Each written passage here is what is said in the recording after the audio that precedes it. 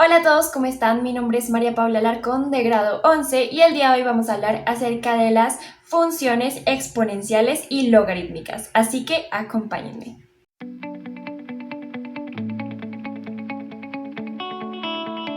Entonces empecemos con lo que son las funciones exponenciales. Las funciones exponenciales las podemos asimilar con lo que es, por ejemplo, un crecimiento acelerado. Pero para entenderla desde un plano matemático, comprendamos primero esta fórmula que ven acá, que es la fórmula de una función exponencial. En esta fórmula, la que es nuestra constante y la base va a ser cualquier número real mayor a 0 y diferente a 1. Mientras que nuestro exponente, que es la x en este caso, nuestra variable, va a ser cualquier número real. Y para entender muchísimo mejor este concepto vamos a utilizar una gráfica del mismo. Entonces les voy a poner por acá la gráfica que yo utilicé en mis apuntes para entenderla.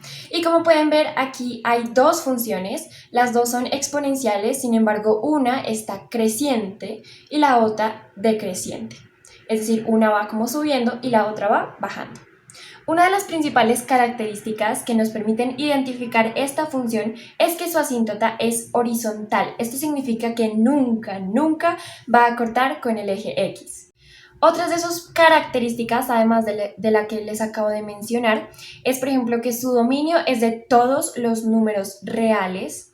Su alcance es el conjunto de los números reales mayores a 0. Para saber si nuestra función exponencial es creciente o decreciente nos guiamos porque cuando la a es mayor a 0 pero menor a 1 es una función decreciente en todo su dominio y cuando la a es mayor a 1 es creciente en todo su dominio. Para entender esta gráfica podemos aplicarla a muchas cosas de la vida real.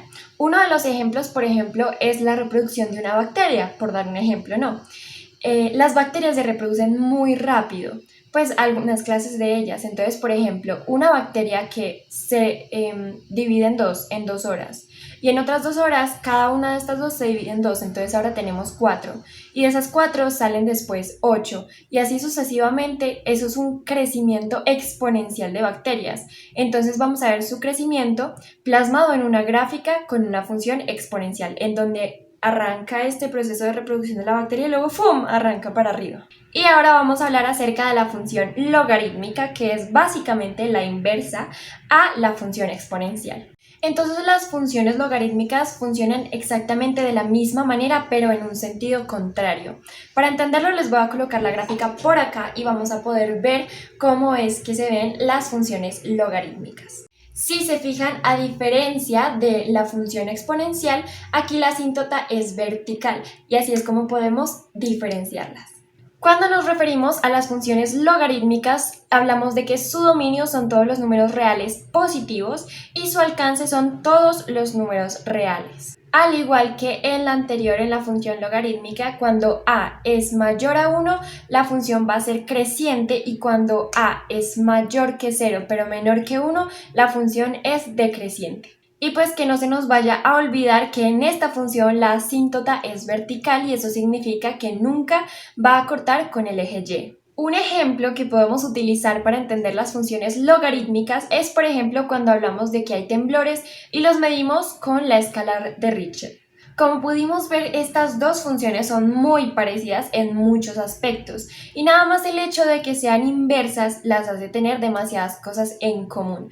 Lo único que cambia en su comportamiento de pronto sería las asíntotas de cada una, pero como podemos ver, ambas son muy similares. Para finalizar, me gustaría hablar acerca de las transformaciones de funciones, que son básicamente, como su nombre lo indica, coger una función y transformarla.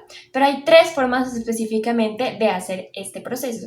Por una parte tenemos lo que es la traslación, que es coger la gráfica de una función y moverla en el plano cartesiano sin cambiar la forma de esta función. Por otro lado tenemos lo que es la reflexión, que es coger la gráfica de una función y reflejarla al otro lado del plano cartesiano de una forma simétrica, como un espejo.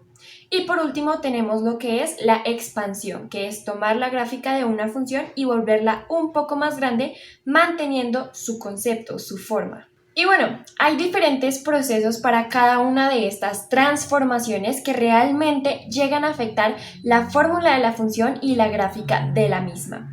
Pero esto fue todo por hoy, espero que les haya gustado mucho este video, que hayan aprendido junto a mí acerca de las funciones exponenciales y logarítmicas y nos vemos en un próximo video. Adiós.